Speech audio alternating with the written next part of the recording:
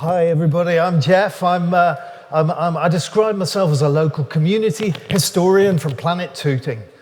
Is that all right for you?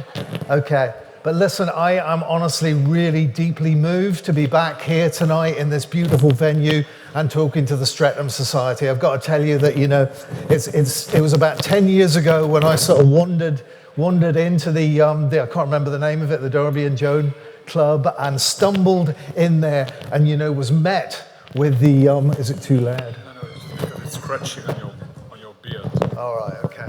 Just a bit of adjustment.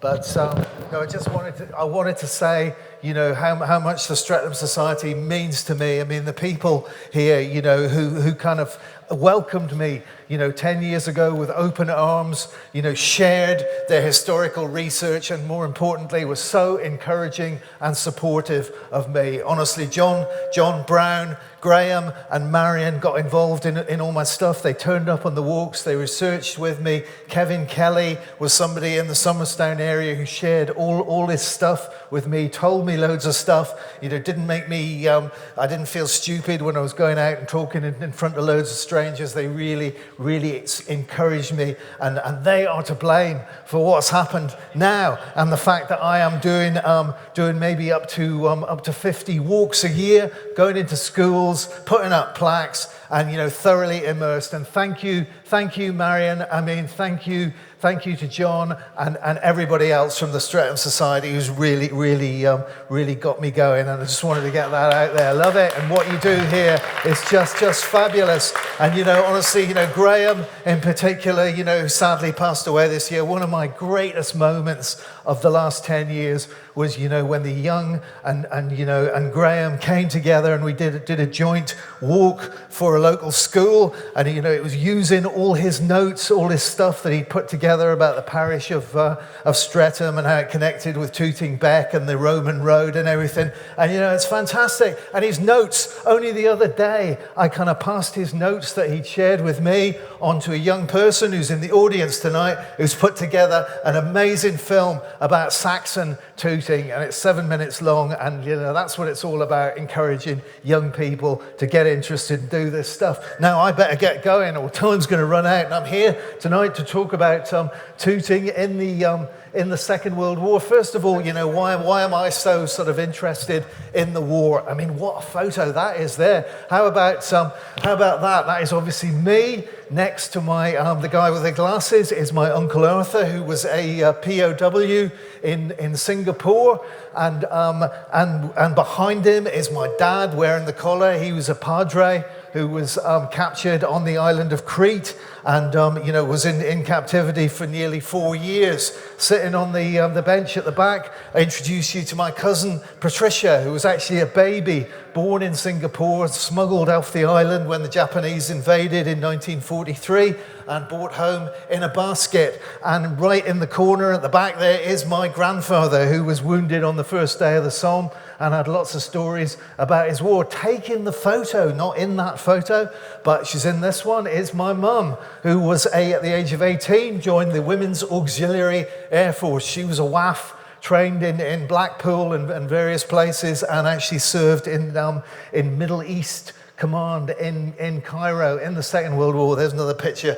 of Dad. I think that was around the time that he was sent to North Africa in 1940, wearing his collar. And one of my prized possessions, which I actually brought along to the Streatham Society. I think it was a sort of like a show and tell kind of thing of historic artifacts. Do you remember that? About 6 years ago, I brought along my dad's war diaries. So there's nearly 1 million words, telling about his experiences in captivity in the Second World War, through which I've sort of learned a lot. And I just realized the other day that I've picked up so much from my parents, because my dad actually was he loved going out talking to people and being on the street and stuff, and on his he actually got when he was moved from one German prisoner of war camp to another, a report card was issued from him, and it had a picture on him and a big Nazi kind of mark on it, and some comments comments in German, which I got translated years later,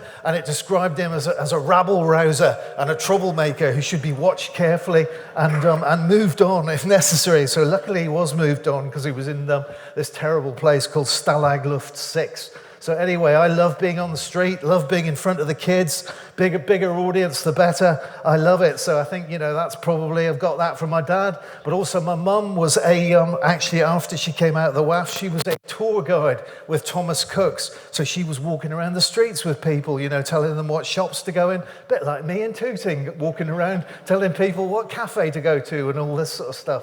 So this is what I do, put up plaques in the area. You can see a sample of the one that I would like to put up next on Tooting, Granada, over there, and I think there's about 15 plaques in the area. Now, I just want to introduce you to some of the people, the people I've met over the last 10 years who sort of shared their memories with us. And when I say us, there's my lovely sidekick, Sheila, there on the left-hand side. Put your hand up, Sheila, who's been, done great work, researching and genealogy, just talking to people and getting their stories, and really that's been a fabulous experience. And honestly, me and Sheila would tell you that one of the best days we ever had was when we took this man here, 100-year-old, this is his 100th birthday, Len Jewell. He was actually there he is in Harrington's, which you all know, the pie and mash shop, having his and that there he is there. He's full of stories about the Second World War. He had some sort of blood disease,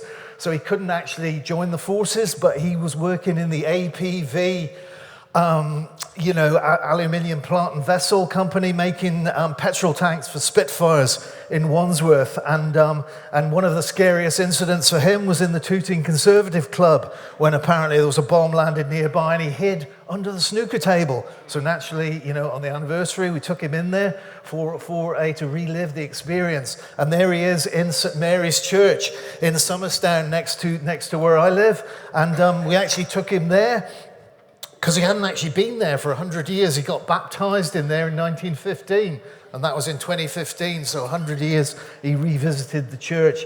But anyway, full of stories. That lady there on the left, another, really, really kind, lovely woman, absolutely bubbling. I mean, she looks a bit cheeky in that photo. There she is with her mother-in-law, who looks a bit cross. So that's Mrs. Cook from Pevensey Road, and the young girl on the left is somebody called Rose Mangan, who I met when she was in her 80s. There she is there, still twinkling away like crazy. Sadly, she passed away about 4 years ago. That's with her sister Shirley, who's also now gone, Before you know it, they're gone, and you've got to get their stories. And she told me so many stories about what it was like living in Tooting. So much, she told me so much, and she enjoyed talking to me that her family actually requested me to go along and talk at her funeral about her. I can't believe it. I felt like a real fraud, but it just showed that they really appreciated me kind of eking lots of stories out of her.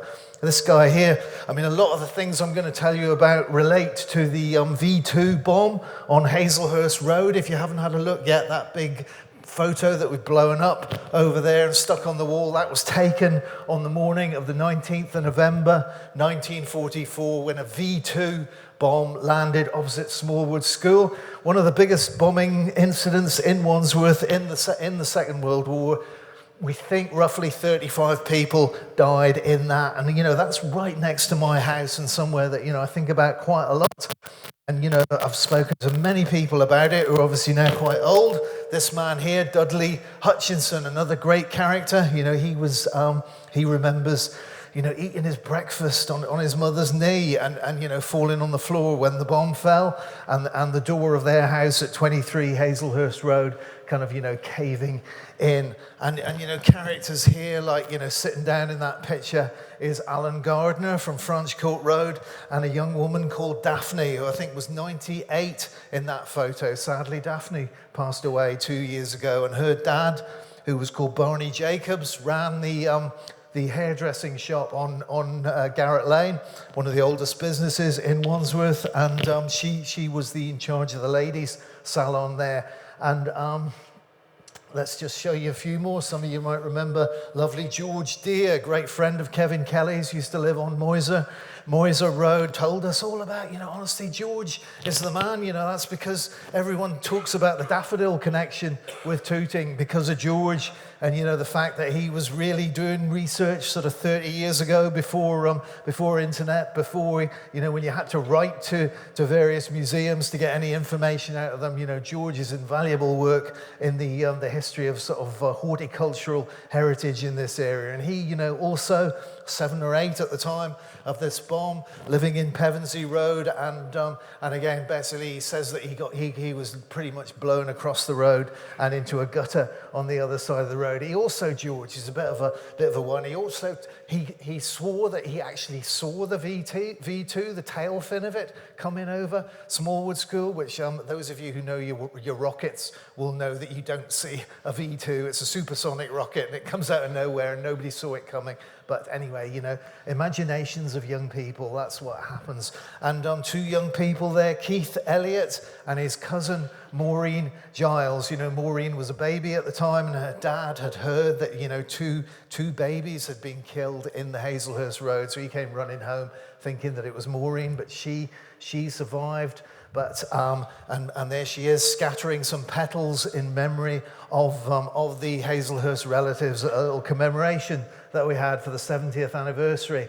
And these are the 2 relatives of hers, Minnie Matilda Ware and Eileen Ware, buried in Streatham Cemetery, which is where many of the victims are. And a lovely wartime wedding photo. I'll show you more another wartime wedding photo in a minute. But this one is George and Doris Patrick, and you can see, sadly, again, both, have died in the last 5 years. You can see George there in his naval uniform, and Doris and his brother in the naval uniform as well. That's St Mary's Church in Somerstown. All these people have left their memories. And these 2 characters, some of you may recognize these guys. They are, like living, surviving Tooting heroes who are literally walking the streets, right now. I bumped into the guy on the left there, John Keeley, the other day outside the flower stall. And, he's now 87 and his brother Arthur is 93. So, incredible. They both they were in one of those houses in that photo there when the bomb fell, and they basically woke up one morning and saw the sky above their heads, and remember kind of firemen climbing all over them. John and Arthur, sadly their grandmother was killed. She was living in one of the houses on the other side of the road, and their dad was blinded by the explosion. Now they were rehoused. They were moved into Moffat Road in Tooting, which is where they still live today. And honestly, what a pair. They're kind of, I think they're kind of united by this awful thing that sort of happened to them in this awful trauma in their childhood, but they've kind of, bonded together, and they're on their feet walking around and are really, really, but they are absolutely sick to death at the sight of me because, honestly, they've been involved in so many commemorations, radio interviews. They've been on TV at least 3 times, because what happens if you get sort of, known as somebody who's got a bit of a vague interest in the war, you'll get some producer person, oh, can we just send somebody over to talk about the Blitz or what have you? And honestly, they have done more than has been required in terms of keeping the memories alive. There they are, looking at some of the stuff. That's a lady called Shirley Gardner who just turned up on one of my walks and told me that she was related to 5 members of the Gardner family who were killed in the Hazelhurst bomb. And you can see we had a bit of an exhibition going on there in St Mary's Church. And I've got to mention this man here who also, everybody talks about war heroes and, it's a bit of a cliche, but this guy really is the real deal.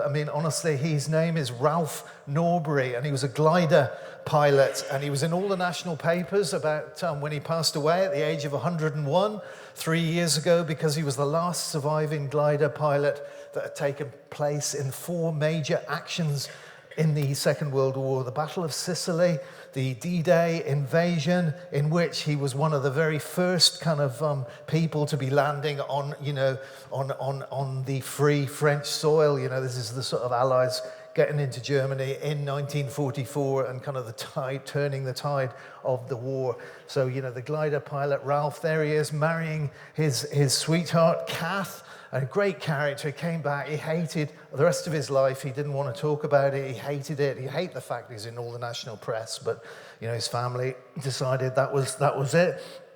And he actually founded, if many of you might have heard of the scrap store in Tooting, and sort of recycling, and he was dedicated sort of activist and pacifist, and went on all the demos, and was not interested in any kind of stuff. So listen, this is the faces at the commemoration we had 10 years ago, and this is what it means to people like Peter Ogden, his wife Iris in that photo, young people at the time who can remember the terrible bombings in this area. And I just want to mention this guy here, because I suddenly had a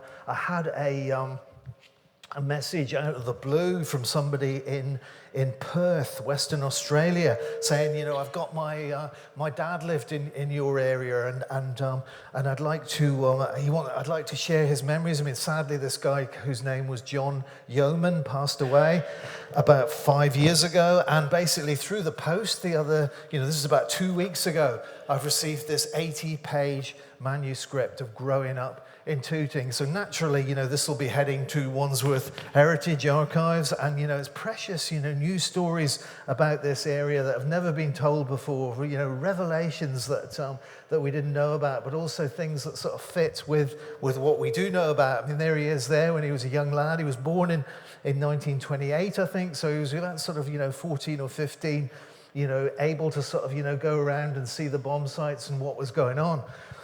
And I think this is particularly poignant because that's his wife there, who he married. So her name is Pat in the middle. Pat, there's a little 10-year-old girl in that photo. And very sadly, the lady on the left, whose name was Florence, Pat's mum, died in a V1 bomb. So this V1 bomb was in 1944 in 414 Clapham Road. So if you know where Clapham North tube station is, just on the other side of the road next to the church, and there were 5 people killed in that bomb, and that little girl only survived because the lady on the left, her mum, threw her body on top of her and protected her, and that's how she survived. She was in hospital for 3 months, but she came round, she got married to John, and amazingly, their marriage and a photograph of them was recorded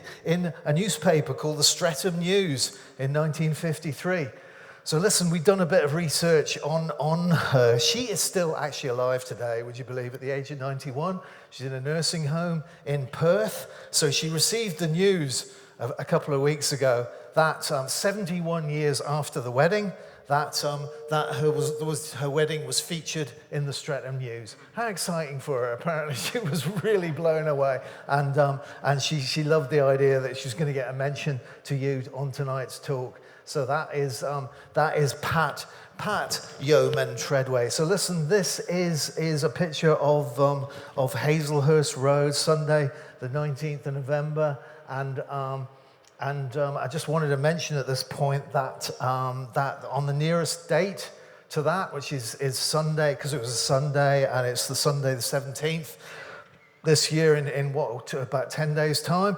So we're going to have a small commemoration where there's going to be a few people talking, and I'm going to do a walk up to the graveyard, and we will have, we'll have relatives there, and we'll make sure that this notable date does get remembered again.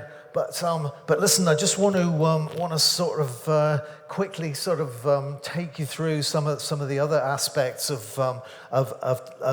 Second World War in Tooting, and to mention the bomb maps. I mean, some of you might not be familiar with the London County Council bomb maps and the coloured code, which sort of shows how serious the bombing was. I mean, starting off with black and purple and deep red, which is pretty nasty stuff. I mean, black is total destruction. So if ever you see a map with dark colours on it, you know that bad stuff's going on. I mean, you can see there around the sort of area around St Paul's Cathedral, and is Blackfriars Bridge, and trying to go for the docks. I mean, I always show this slide when I go into the schools, just to sort of show them how serious the bombing was in some parts of London. And you can see that actually in the middle there, you can actually see. I think there's a bit of white space there in the middle. That's where St Paul's Cathedral is, and of course, one of the most iconic photos of the whole of the war. It's just a miracle, really, that didn't get hit. So just to compare, the area around Tooting to that. I mean, I prepared this little map here. And I've sort of put on here the notable sort of sites that that we can talk about and tell people, and we're constantly finding out new stuff about all these places. And I've circled some of them there, like Hazelhurst, which is in the top left there. St George's, obviously St George's Hospital wasn't there in 1944, but the Fountain took a direct hit from a V1. And the Grove was also hit. Well, I'll tell you about Nutwell Street, which was a V2 there was 3 V2s in the Tooting area, one on Hazelhurst Road, one in Nutwell Street, and one, I think, which landed on the Common. And you can see largely Totterdown fields. I mean, this is very reassuring for the young children at Hillbrook School, because they can see that there wasn't very much happened around their area, and the big estate is pretty much preserved. But isolated incidents in Hebden Road, Fish Ponds Road, coming down here, Eswyn was a bad one, and obviously you're getting into the area here that you all know very well about, in the 41 Streatham V1, Southcroft Road. And sadly, I missed off a little bit on the map there. I'm going to talk about what happened in Renmuir Street later on. But anyway, that's my little bomb map, and it's great. I prepared this slide for one particular school, Fircroft School, and just to sort of show them, a little bit of light bombing around quite near Holy Trinity Church, but nothing too bad. An isolated incident up there. But then on Crockerton Road here, opposite Ernest Bevan School, obviously some serious damage went on there. And this is really, to get the kids to get out there and kind of pay attention to, and they can understand, they can see a really old, the terms like Edwardian house doesn't really mean much to them, but that's an old-fashioned house there, and that's clearly one that's much newer, even though it's 1950s. But that's the corner there of Crockerton Road. And I mean, I don't know how many of you know about Colin Perry, but Colin Perry was a young, it says boy in the Blitz, but he was actually sort of 17 or 18 at the time, and he wrote a quite unique kind of diary of what it was like living in this area. He actually lived in Holmbury Court, which I think is behind the King's Head pub, and he was kind of out on his bike. He had a job in the city, but he was out and about kind of exploring and seeing the first-hand effect of the bombing during the Blitz period, and got quite a few interesting little bits out of what was in Colin's book. And I should say that his diaries were then were sort of picked up by the Imperial War Museum, and I think in the 60s, and then turned into this paperback book in the 70s. So you can imagine. Here we go, and I've got to say, at this point, I just want to say a big thank you to Colin Crocker, who's, brought all his artifacts down here tonight. Thank you so much. Where is he, Colin? Thanks so much for that, Colin. Honestly, brilliant. And amazingly, this man was kind of, growing up in this very close to where we're looking at on this map now. And that red dot that I've put on there, that's where this photo was taken. So you can see looking down Chetwood Road, and this is mentioned in the book by Colin Perry, and you can see on the left Alfred Butt, block of flats, obviously has been put up, after the war on the bomb site, and also on the other side of the road, it's new buildings. So so the youngsters are walking around and kind of hopefully getting some kind of impression of the extent of the damage. And the numbers, I always think, and I'll show you a stat later just to compare to this one, but in terms of total fatalities in the Tooting area, 305 people killed, 1,004 injured. It's not, it's too many, obviously, but it's not as bad as it could have been.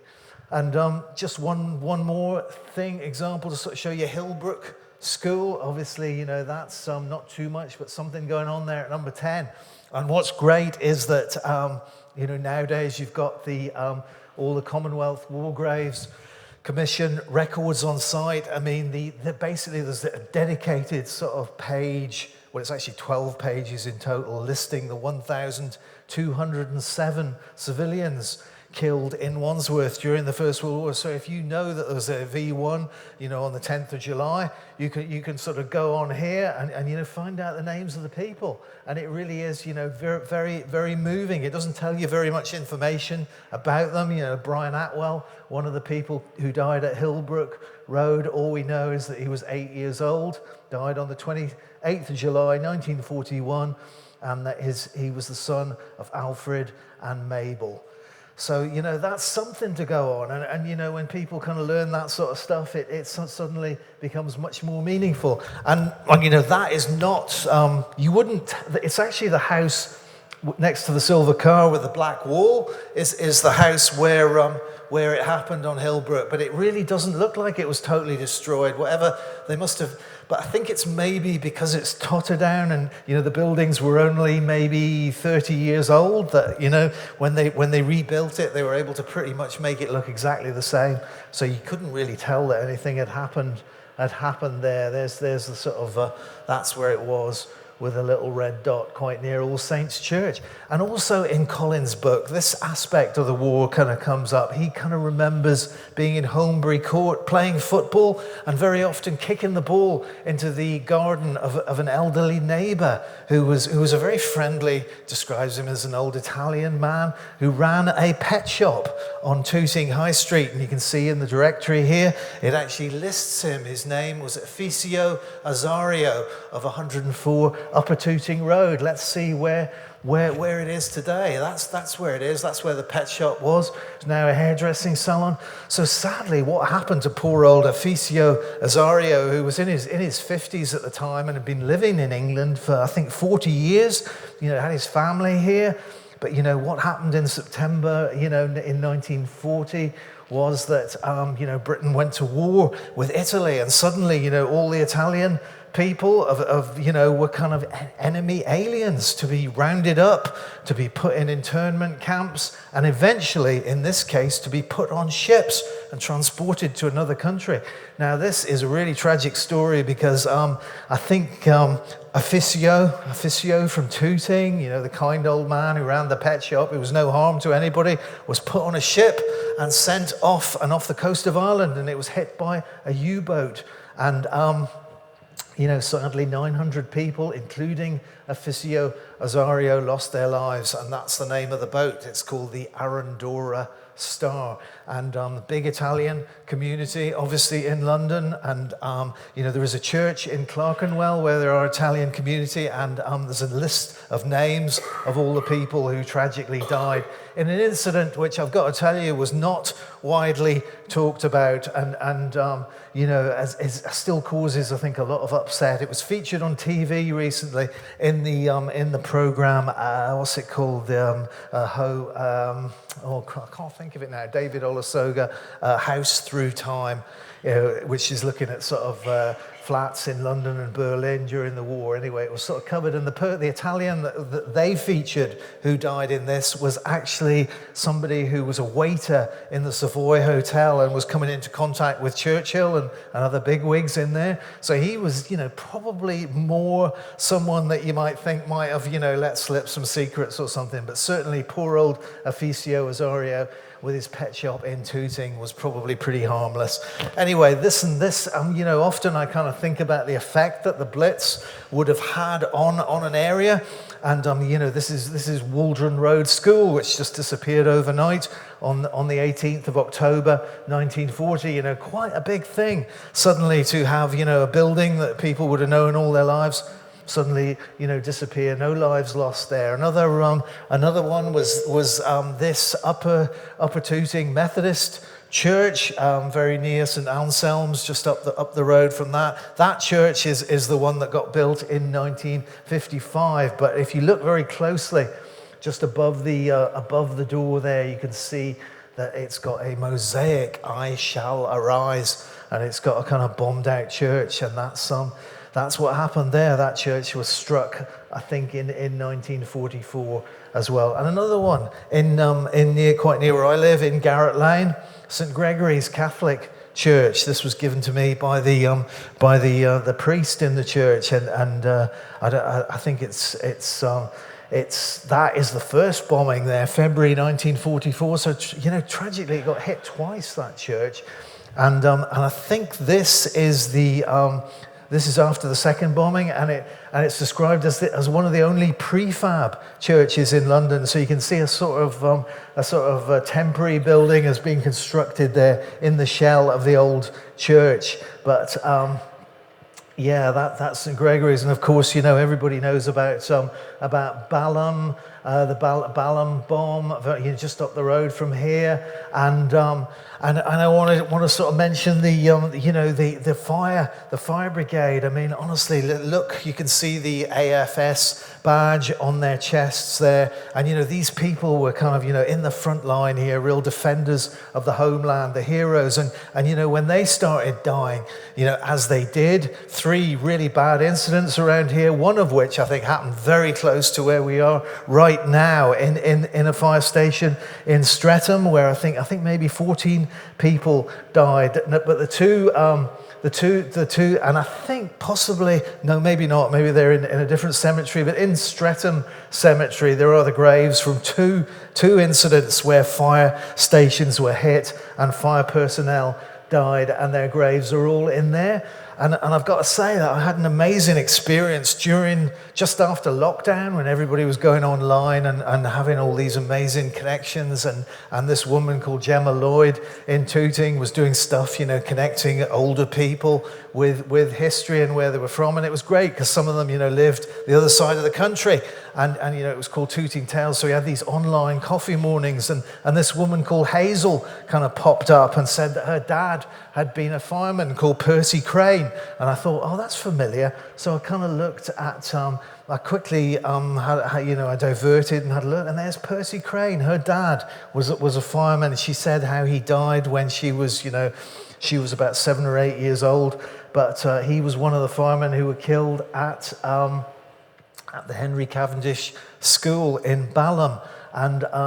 And when that was struck, so Hazel, there you can see the list of names there, including, Percy Crane, the 4th one down on the left-hand side. And, I keep saying firemen, but, there was women involved as well. And one of them on there is Marjorie Winifred Davis. But, these defenders of the homeland, and, awful things happening to them. You can't imagine how the effect that would have had on people in the Blitz time. And she sent me this newspaper cutting of the funerals of some of the firemen. But she was, it was great to be able to tell her that the fire service today, this is like in 2020, during lockdown, a fire tender actually drove into Streatham Cemetery, because it was what would it have been, the 80th anniversary of the November bombings of Wandsworth at West Hill, and also at the Henry Cavendish School. There's another women members, pallbearers for their comrades. So that's probably Marjorie Davis in there. And that's another one quite near us. The other fire station I mentioned is West Hill in Wandsworth, which is kind of still an operational fire station. And I think 6 people were killed there on the 16th of November. And just to say that shop, some of you might know that this shop called W.G. Child, which is like a sort of tailors and outfitters on Wandsworth High Street, and the owner of that shop, who's like the 5th generation person to have been involved in the business, sort of took me out and said that he said during the Blitz, he said, during the Blitz, we got some peripheral damage on the shop, but the one lasting kind of mark is on the mosaic at the front door. So if you look very carefully at that photo, you can see a kind of zigzag. You see the sort of crack going through it, and that he said was what happened during the Blitz, probably the same night that the fire station was hit, because it's just up the road from it. And honestly, every grave tells a story. Honestly, the next time you're in a cemetery, just keep your eyes open, keep looking.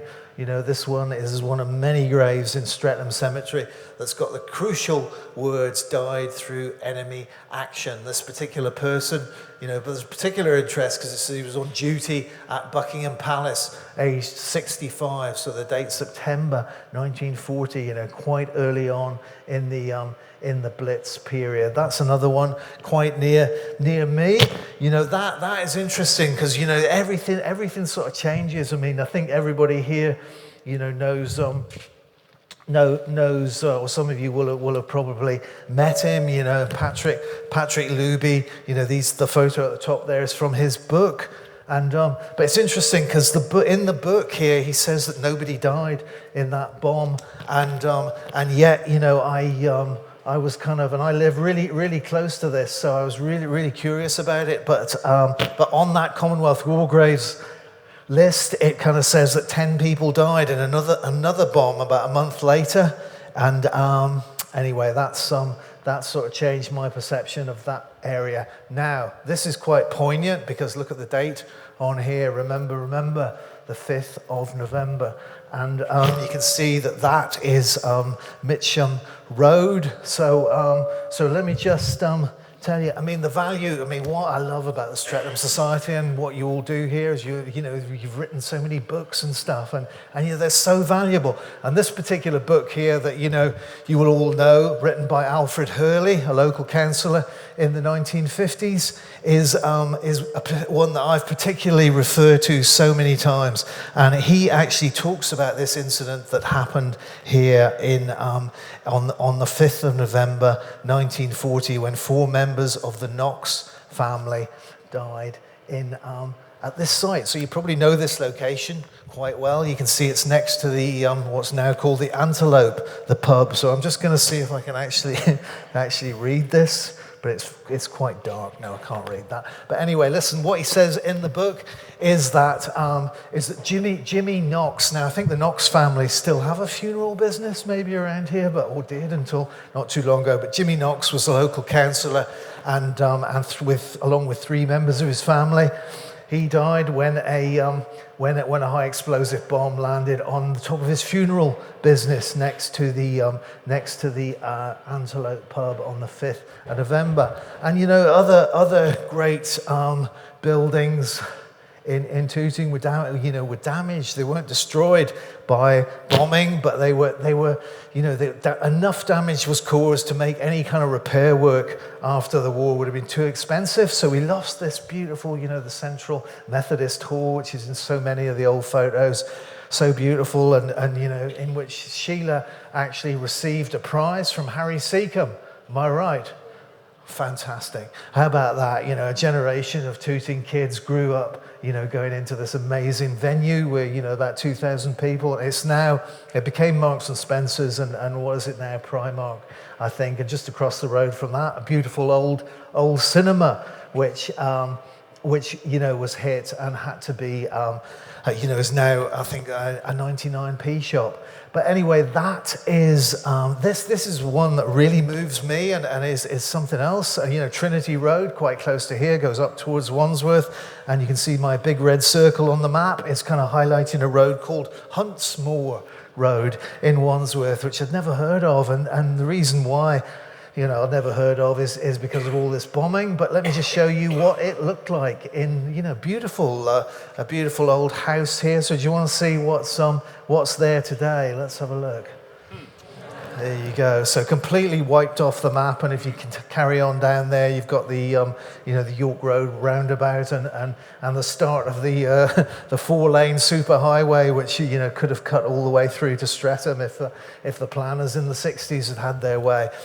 So, how do you avoid these bombs? Anderson shelters. There's Alan Gardner again, still living in the same house in Earlsfield where he grew up, and his Anderson shelter, he actually buried it, and he's got his greenhouse above it now. So that's still around. That's another historic house, actually in Burntwood Lane, where there's a little note. You can see the wall on the right has been kind of blocked up, and written on there, it says that during World War II, Mr. Jackson at number 43 could talk and see Mrs. Taylor at number 45. So a bit of a connection going on there. And in the Patrick Luby book, it kind of shows images of civilians sheltering in shops that had their basements kind of fortified with concrete floors and big kind of support stanchions. And that's Mr. Patel is sick of the sight of me, because I kind of do these walking tours around Earlsfield, and I have Patrick Luby's book, and I start flashing it, and I say, the most famous basement, Second World War basement in London, and he loves it. I said, what's it like down there? It's really dry, because this is the Wandle Valley, and everything's sort of prone to flooding.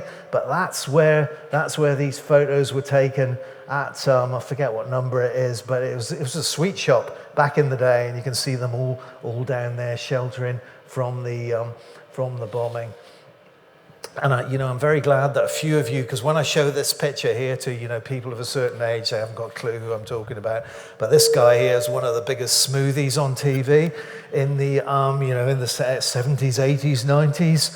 Michael Aspel, the newsreader, and he actually grew up on Isis Street in Earlsfield and wrote an account. He visited Earlsfield School on a few occasions where he used to go, and he talks about evacuation and not seeing his little brother 4 years old going up the steps at Earlsfield Station, and the evacuees. And there's also a very good account by the author Beryl Kingston about children evacuating from Tooting, and very much a big kind of focal point there was Tooting Junction Station. And a few pictures here. As I said, it's great to get the pictures in from Australia, but also, this particular little boy called Michael Simmons has posted pictures of the prefabs on Tooting Common that he lived in after the war. And, what an adventure for somebody, 1 minute living in a bombed out house, the next minute, as he described it, it was like, living in a forest, living in a country, and you just get a bit of a sense of it from these pictures. And although it might have been made of asbestos or concrete iron, it was really not not such a bad place. Now listen, I do want to sort of mention the this V2 thing on Hazelhurst Road, these V2 rockets. Honestly, this photo sort of shows what was being faced in Britain, from the period of about June 1944 through to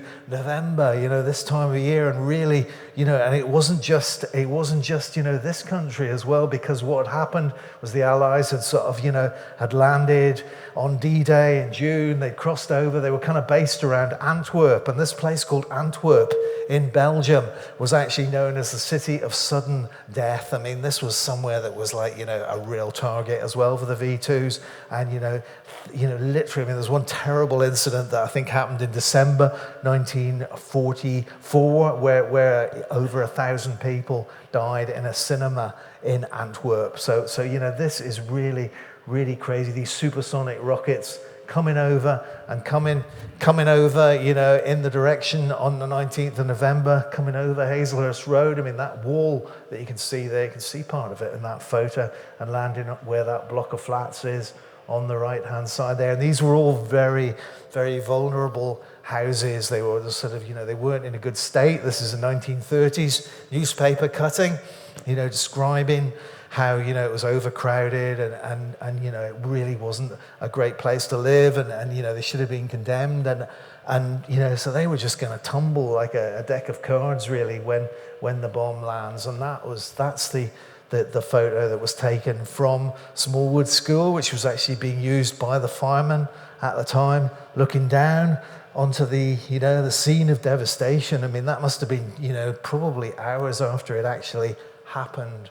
And I mean, just reading the account that that Seth has sent in here, he talks about the cloud of dust taking ages to settle, and people walking around choking and coughing, and it just being a scene of. And look at that picture closely if you get a chance during the break, and you'll see people, climbing over rubble and obviously desperate to try and find people and pull them out of there. And really, a really incredible picture. I mean, that's a sort of map of the area, which kind of, I've plotted the names of the houses, and, obviously we've kind of worked out, who lived in the houses, and that's the bomb crater today. That's where it landed, and it's still a kind of, it's a depression in the ground. It's a car park, so it's very much, something that is still there. But for a long time, wasn't widely known about. So, thanks to people like, various relatives. Linda Cazot is somebody who was very much involved. Maureen, I told you about. People's relatives like Doug Kitts. He was one of the people who died in that, actually an escaped POW. He'd come all the way back to England, he'd escaped from Italy, came back to the family home at Hazelhurst Road, and tragically lost his life on that day. That's his grave there in Streatham Cemetery, and that was the scene that that was our plaque unveiling ceremony in 2015, I think. So you can see, how many people turned up for that, and how much it meant. I mean, it was just an incredible collection of people, and I think I didn't really appreciate it at the time, what otherwise I'd have been, I'd have been recording and filming and everything, but I didn't realize, that we're never going to come together again. Some of them were going to pass away, and they all had stories and memories, and it was just an incredible gathering. I mean, there were at least 14 people there that I know about who actually lived in those houses.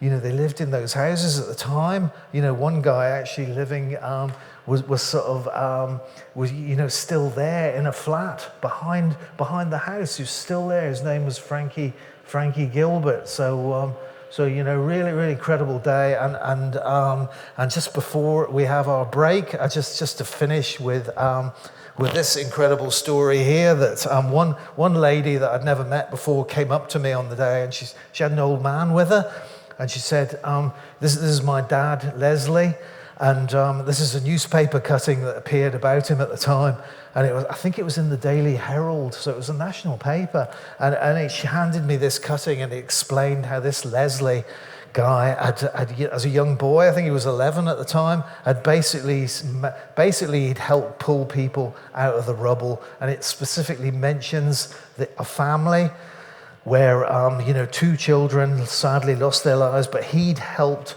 pull a little girl out of the rubble, and that little girl was called Maureen. And actually, we had already met Maureen, and we'd kind of tasked her with putting a wreath on the monument that day. So it was just incredible that these people came together. I don't even know if it was all too overpowering. I can't even say that they actually connected, or what do you say to somebody who's pulled you out of the rubble 70 years ago? How do you, it's just too big, isn't it? Anyway, that family photo there is the Ackerman family, and that is Maureen on the left. Anyway, I think we're now going to have a little break. Is that right? And a bit of tea, and I'll be coming back for about 15 minutes more. Okay. Okay.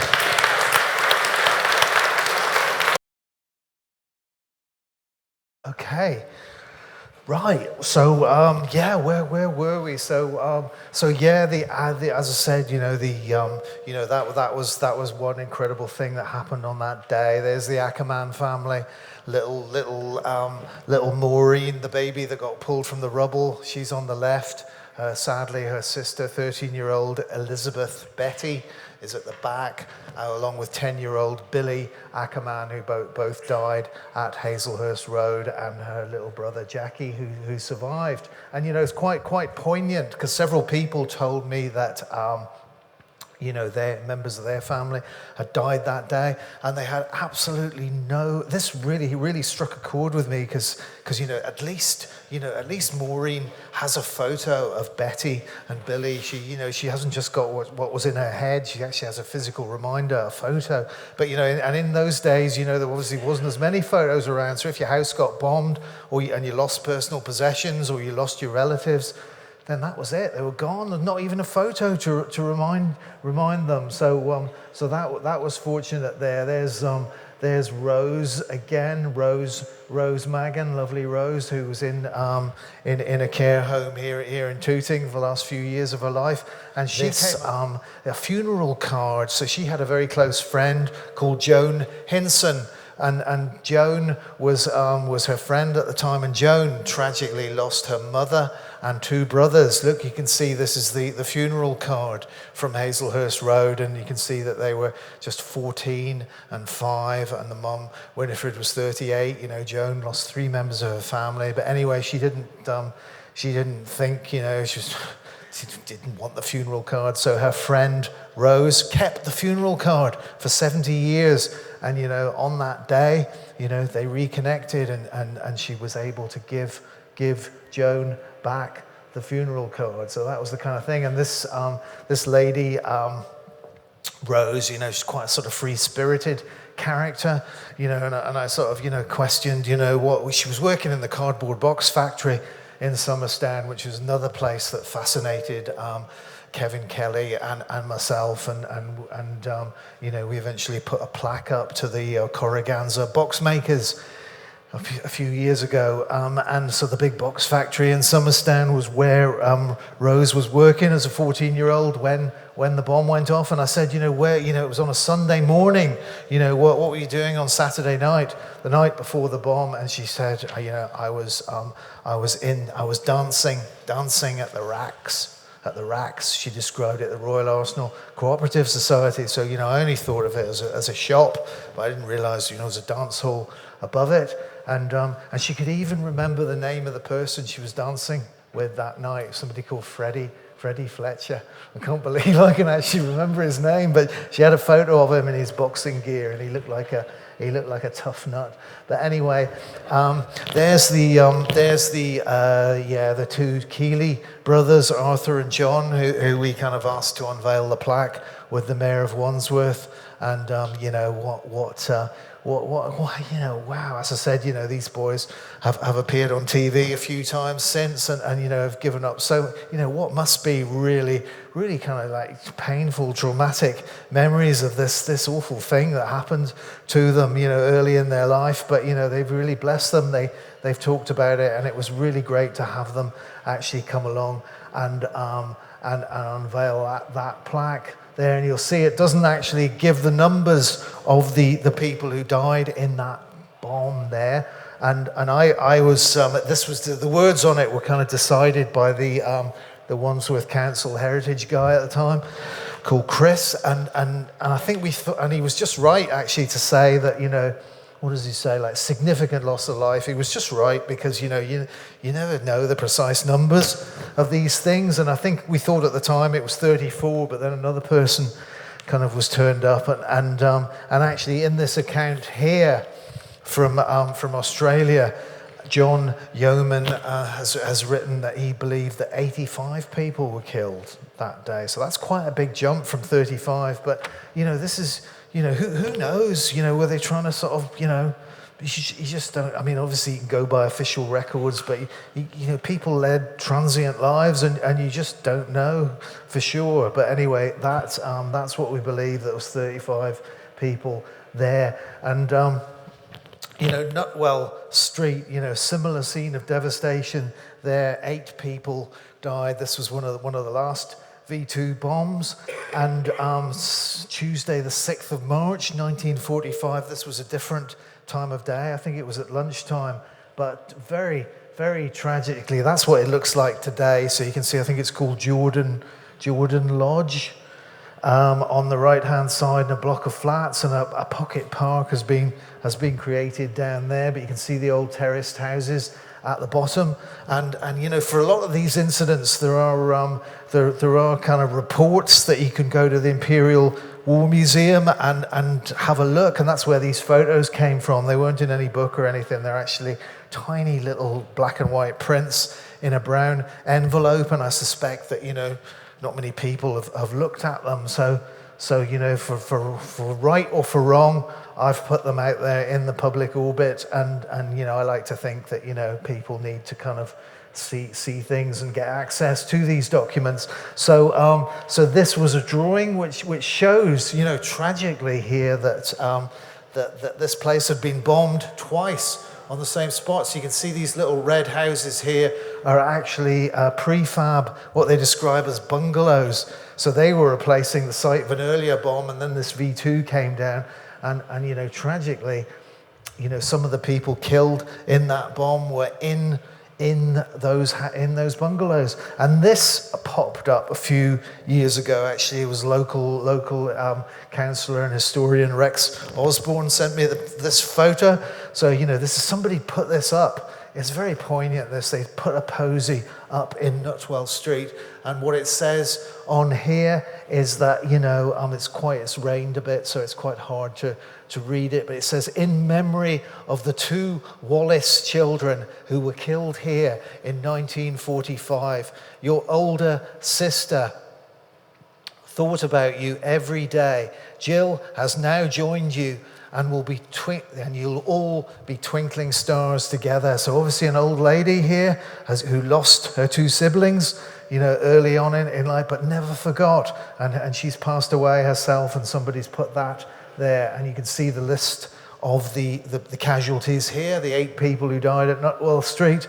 And the last 2 on there is John William Wallace, aged 3, and Sally Eleanor Wallace, who was just 14 months old. So that they're the 2 siblings of the old lady that placed the wreath. And just talking about defence again, and these barrage balloons that I think there's a famous photo of one on Streatham Common, and I've always been fascinated by the story of the one on Tooting Common, but I'd never seen a photo of it, and I didn't know that it was actually the WAFs, people like my mum, who the Women's Auxiliary Air Force, who basically looked after these balloons and kind of had to sort of pull on these steel cables and put them up. They were sort of air defence that, it's hard to believe, but they were sort of capable of deflecting bombs and possibly even aeroplanes, and actually in 1 or 2 cases actually brought aeroplanes down. So, barrage balloons, I think, people think, oh, it's a bit of a joke, but it was serious business. And what sort of happened, and this is what I absolutely love about doing this stuff, is everything, new things kind of keep popping up. It's like sort of new stuff emerges. I don't know how, Tony, who does all the, spends a lot of time at the BFI and places like that, will appreciate the power of moving image and film footage. And this double wedding footage suddenly kind of appeared. Somebody put a post on a Facebook group. Anybody seen this? And it was actually taken here in Tooting at All Saints Church, just up the road from here, and it was a double wedding. And let's see who's going to the wedding. It's actually, 2 WAFs working in the on the balloon site, in charge of putting up the barrage balloon. Their names are Gladys and Norrie, known as Norrie, and they marry these 2 guys called David Hay and Arthur Giblin. So it's a double wedding. And guess what? So I put the amazing, one of my amazing researchers on the case. I think this was Sheila, and I said, find me the balloon descendants of the balloon girls. And what we're going to do is we're going to invite them to All Saints Church to watch a screening of the wedding. And this happened a year ago. And guess what? She found them. She traced this woman called Val in Birmingham, who was the daughter of Gladys. And she couldn't believe it. I mean, she knew that there was a film that was out there, but she couldn't believe that there was interest here in SW17, and that we were inviting her down. Anyway, that picture there, this shows how stupid I am. When I first saw that, I thought she was coming out of the church, but in fact, she's actually coming out of, I think it's number 88 Elmbourne Avenue. So that's the house there. That's actually where the balloon girls were kind of stationed, and just across on the common was the actual balloon site itself. And Val, the daughter in Birmingham, told me that Mum's hands were cut to pieces. This was no easy job at all. It was like terrible, winding up and down these cables, and it's terrified, about what was going to happen. This was March 1944, so just before the V weapons came in, and people were desperate, to grab life. And suddenly these were 11 single women living in this house here, and apparently, hard to believe, but short of male company here on planet Tooting. So what happens next? The army boys roll into town. This is what happened. The REME, Royal Electrical and Mechanical Engineers, moved into the asylum. The asylum refers to a place called Newlands House, which was actually a POW camp on the other side of the road. Let's see the scenes of the wedding scene. I mean, honestly, it's unbelievable. If I had time tonight, I'd show you the film, but it's on Pathé BFI newsreel, and it's great. They come out of the church, then they go over to Tooting Common, and the two happy couples kind of parade around, and right in front of the balloon, there's the actual barrage balloon, and you can see Elmbourne. Is it Elmbourne Road or Elmbourne Avenue? I can never remember, but it's right behind, near the Rose and Crown pub. And apparently Mum Gladys here was kind of partial to playing a piano in the local pub, so we went and had a look and had a look where that might be. That's actually where the boys were stationed, in this Newlands House place, which was I think a POW camp for Italians, Germans, and really, there hasn't been very much kind of documented about that. I mean, obviously, everybody knows about the Tooting Bec Asylum, and this was just across the road from that. But it was also a psychiatric hospital for a while, and then became this camp. And it's really interesting because we did this walk. They came back again, the people from Birmingham came back in the summer, and I organised this walk called the Balloon Girls of Tooting Common. And we sort of took in, some of the bomb sites, and went to the house, went into the church, and we were walking along, and this bloke joined the walk, and he's at the site of where the POW camp was, and he said that he remembered German POWs coming into his house and doing odd jobs. Right, and he said it was after the war. It was 2 or 3 years after the war when this happened, that these people were still kind of, living in this area, and, I don't know whether they were kind of like, still interned, surely not, but anyway, that was something that I really wasn't aware with. I would have thought everybody would have gone back home at the end of the war.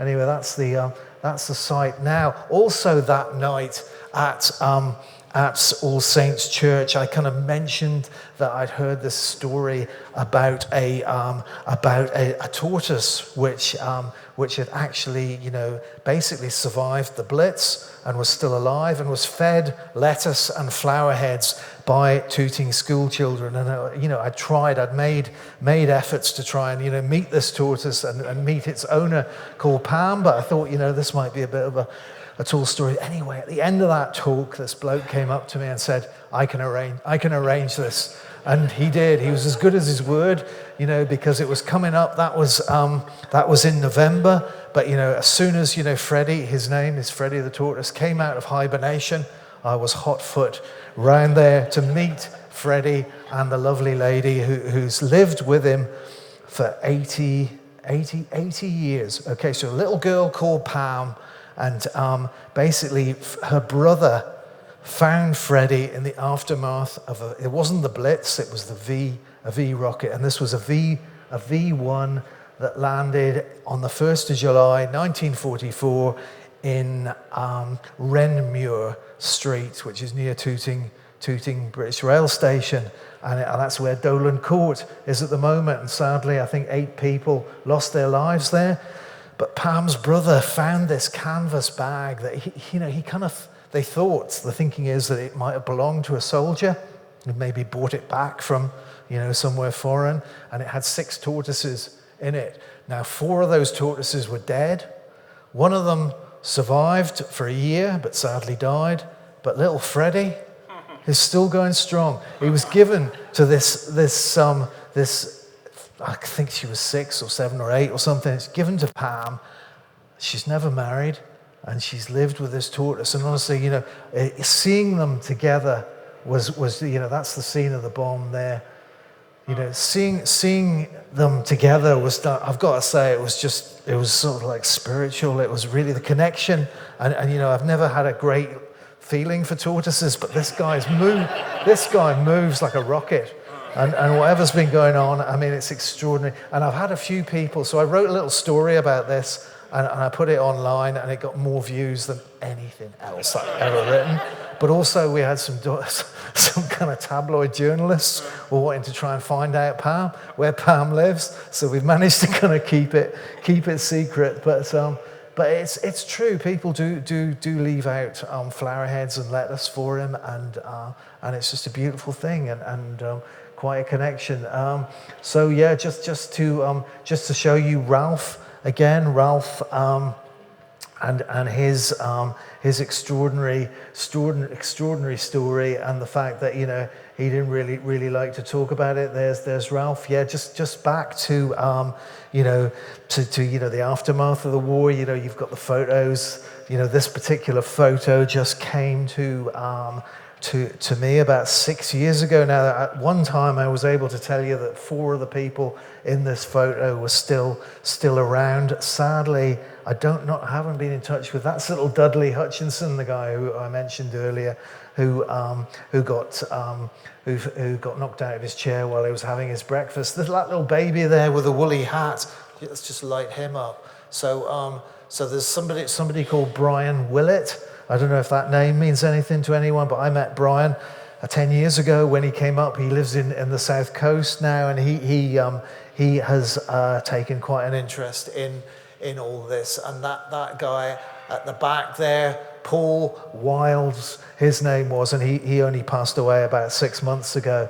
And but anyway, great photo there. That's VE Day. Obviously, no men in the picture because it's still the war's still going on, and people love to come to Hazelhurst. There's John and Arthur again outside looking at their stuff.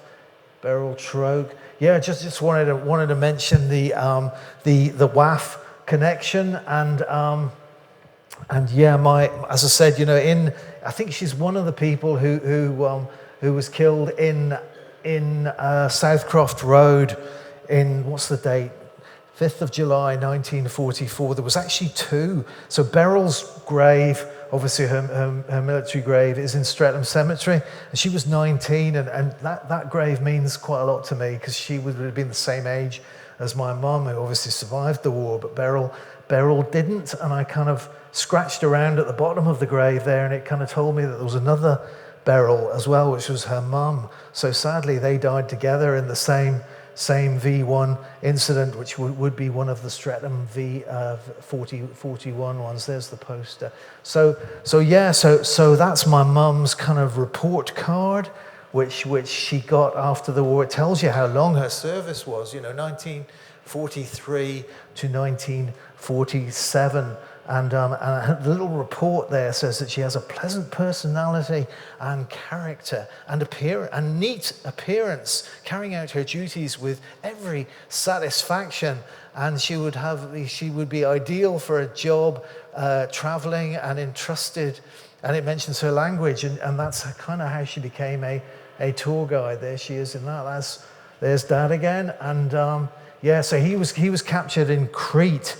The Battle of Crete, the biggest sort of drop of parachutists. And these are all the camps that he was in. I made this little map of all the various camps that he ended up for nearly 4 years, all over, up in Lithuania. That's Stalag Luft 6. Zagan is the one that you will all probably have heard of. That's the Great Escape camp. So Stalag Luft, I can't remember, Stalag Luft 3, I think it is. And he finally ended up at this place called, oh yeah, that's the report card. So that's where it says that he's a rabble-rouser and troublemaker, and there he is there with his little card. And that's one of his diaries, Liberation Diary, the big day, 12th of April, when General Simpson and the American Ninth Army liberated the camp, and that's a photo there that I found in, there's actually a place, would you believe, called the Brunswick Club in just off North End Road in Fulham, which was sort of paid for by donations from the POWs as a sort of, a boys' club, built in an area that suffered from bombing. It's actually the site of the Clement Attlee estate, but a lot of bombing around. It's still going today, and I found this photo, and I was able to sort of pick out, Dad in there looking a bit thin because it was kind of quite hungry at the time. And also there was a little film that's popped up again called Men Out of Cages, which shows the liberation of the camps, in particular Oflag 79 in Brunswick, which is where he was. And I think it's particularly interesting because when a lot of the war films that were made in the 50s and 60s, and it's all jolly hockey sticks and the white guys all sitting around having a good time, but the reality of these camps was that there's a lot of people from all over the world on the side of Britain, and I remember him in his diaries referring to many of the people who came from India or Mauritius and Egypt and places like that. And when you see that photo there, you can see that there's lots of different, it's not just white guys. Anyway, Smallwood School, I just want to say make sure you get, if you want to come along to Hazelhurst Road, meet me outside the Summerstown Tesco at 2:00 on the 19th of November, or come straight to Hazelhurst Road. It'll be very poignant. There'll be some readings. Hopefully the Mayor of Wandsworth will be there, and some young people. And we just keep on remembering. And thank you very much for a really good talk. I think you should have a clap for me. that's all right. No problem.